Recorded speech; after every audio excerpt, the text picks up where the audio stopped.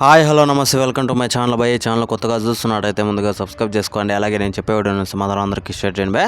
అయితే ఈరోజు మన టాపిక్ వచ్చేసి మన ఆర్సీబీకి అలాగే మన పంజాబ్ కింగ్స్కి ఈరోజు అయితే ఫైనల్ మ్యాచ్ అయితే జరగబోతుంది. అదే మనందరికీ తెలుసు.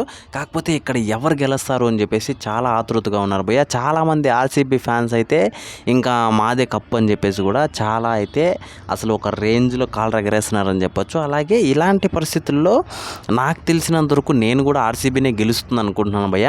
చాలా రోజుల నుంచి అసలు పాపము దాదాపు ఒక 18 సీజన్ల నుంచి ఐపీఎల్లో అసలు మనోళ్ళు కప్పు కొట్టిందే లేదు.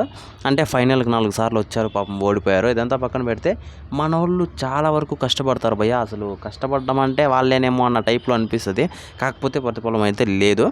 చాలా రోజుల నుంచి ఈ విషయం మీద చాలా ట్రోల్స్ కూడా చేస్తున్నారు. అసలు ఆర్సీబీ ఒకవేళ కప్పు కొట్టిందంటే మాత్రం అది నెక్స్ట్ వండర్ అయినే చెప్పాలి. ఎందుకంటే ఇప్పటి వరకు ఏ ఐపీఎల్ టీంలో అయినా ఒక టీంని ఇంతలా ట్రోల్ చేసింది, ఇంతలా ఆడుకునింది అంటే అది మన ఆర్సీబీనే అని చెప్పొచ్చు. అంతలా ట్రోల్ చేశారు పాపం ఆర్సీబీని.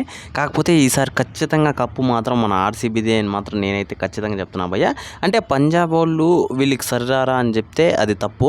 కాకపోతే వాళ్ళతో పోల్చితే ఈసారి ఖచ్చితంగా ఆర్సీబీనే కొడుతుందని నేనైతే అనుకుంటున్నాను భయ్య. అయితే ఈ విషయం మీద మీరేమనుకుంటున్నారో కింద కామెంట్లో తెలియజేయండి భయ్య. మర్చిపోకుండా తప్పకుండా దయచేసి.